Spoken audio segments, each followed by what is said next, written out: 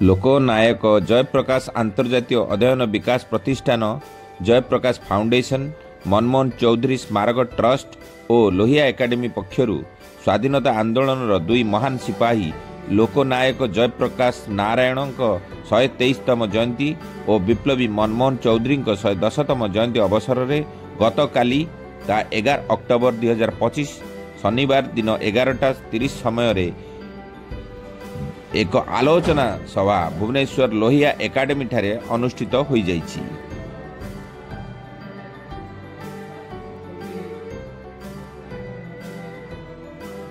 एथिरे पूर्वतन केंद्रमंत्री ब्रजकिशोर त्रिपाठी अध्यक्षता करने सहित अन्य लोक माने जोग देइथिले। भुवनेश्वर आम प्रतिनिधि Pushpalata report, Kalinga Odisha news. Doctor Vishwajeet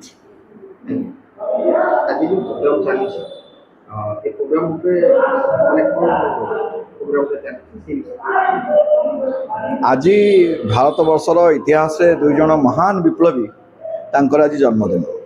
जड़े होचंदी लोकनायक जयप्रकाश नारायण, आउ जड़े होचंदी जीवनदानी मनमोहन चौधरी। ये उभयंकर विशेषता होची क्षमता एमान पाद तल को बारंबार आसीथिला बेले एमाने क्षमता को पादरे आड़ी दे लोक सेवार निज जीवन निर्वाह कले। लोकनायक जयप्रकाश नारायण जड़े एडे बड़ विप्लवी थे। ये 1942 भारत छाड़ आंदोलन महानायक बोली कहा जाए। से भली जड़े विप्लवी जो प्रधानमंत्री पद चर्चा कला से भली पदवी की से पादरे आड़े दे लोकों सेवा करने जीवनता पूरा दान कले। आप देखिए जे जी ब्रिटिश विरोधी स्वाधीनता आंदोलन नेतृत्व नहीं से जनक पुणी जितेबले इंदिरा गांधी इमरजेंसी लागू है से ता विरुद्ध से नेतृत्व नेले 19 मास जेल भोगिले। से भाव में मनमोहन चौधरी जड़े विशिष्ट विप्लवी थे। परिवार चौधरी परिवार विप्लव कथा सारा भारत जाने। सी उत्तर प्रदेश राज्यपाल भली पदवी को पादरे आड़े देके जीवन व्यापी लोकों सेवा रहिले। उभय साम्राज्यवाद विरोध में, कॉर्पोरेटेशन विरुद्ध में एवं सांप्रदायिकता विरुद्ध में थे। तेणु आज जिते कॉर्पोरेट खेल चली भारत में एवं सांप्रदायिक शक्ति मानकर सरकार चलती से उभय को मन पकड़ अर्थ हो सांप्रदायिकता विरुद्ध एवं साम्राज्यवाद विरुद्ध में गोटे जन आंदोलन गढ़ी तोड़ा। से आदर्श देश में लक्ष लक्ष लोक पुणी थे आउ गोटे स्वाधीनता संग्राम प्रयास कर प्रयास को मन पकई देवाई आज आम उभयंकर जयंती पालन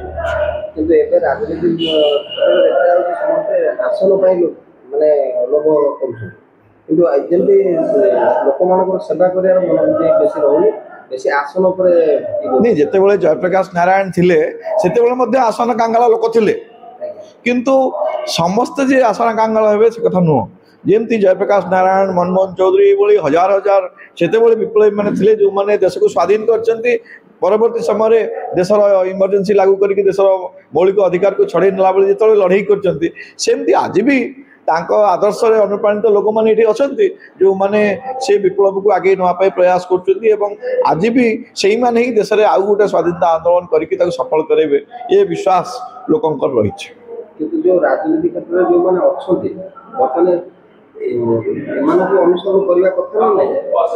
देखो आम भारत वर्ष में सबू राजनीतिक दलर शासन को देखी सारू छोट ठार बड़ पर्यटन समस्त आम देखिले से भारत वर्ष को आग को नवा बदल एमाने देश को पछकू नहीं गले एवं आज आम देश उपरे कोटी कोटी टंकार ऋण एवं भारत वर्ष बर्तमान विदेशी एवं बहुराष्ट्रीय कंपनी मान दखल में आसिक पड़ी। ये देश को भाग भाग करने षड्यंत्र चलती हिंदू मुसलमान ना प्रति मुहूर्त ये सांप्रदायिक शक्ति माने आहरी मजबूत होती। तेणु से समय ये जो भ्रष्ट राजनीतिक शक्ति ये सब कथा कर विरोध करने बाबद लोक जनवा हूँ आज कर्तव्य। मु Prabhas Samantaray Jayaprakash foundation active chairman. आज जो प्रोग्राम चली प्रोग्राम विषय कौन कहबे? ये प्रोग्राम आम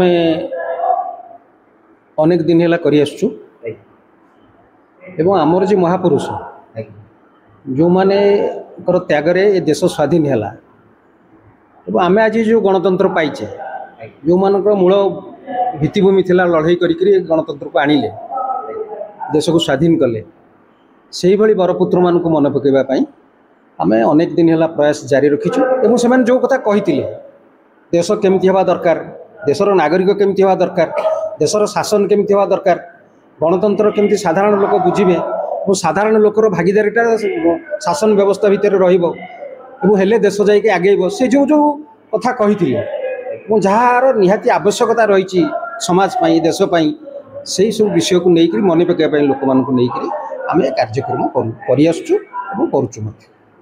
କିଛି ଦଳ ଭିତରେ ତାଙ୍କର ପ୍ରତିପନ୍ନ ଚାଲୁଛି ସେମାନେ ଆସନ ପାଇଁ ଇଏ କରୁଛନ୍ତି। शुण सर्वोच्च परी दल कौन दल गोटे एत शक्तिशाली हो पार ना जदि साधारण जनतार सहायता ता प्रति न जोठी साधारण नागरिक सचेतन हेबे सेठी आसन पर बाड़ियापीटा हम ना साधारण जनता भितर जो रोची जो जोटा कहते अज्ञता रोची से जापर ना कर्तव्य कौन एवं किए शोषण करुच्ची दल ना कि लोक शोषण कर दल कहले आजिकल किसी नहीं दल जनकर दल आजिकल यदि विजु जनता दल कहे से हूँ नवीन पट्टनायक जदि या कथा कहे बीजेपी कथा कहे से नरेंद्र मोदी दल आ साधारण जनता दल हो कर्मीकर दल हो दल आज एकछत्रवाद परिणत होती एकछत्रवाद शासन जबरदस्ती साधारण जनता नदी दि जाऊँगी तेणु दल विषय न कहवा बहुत भल।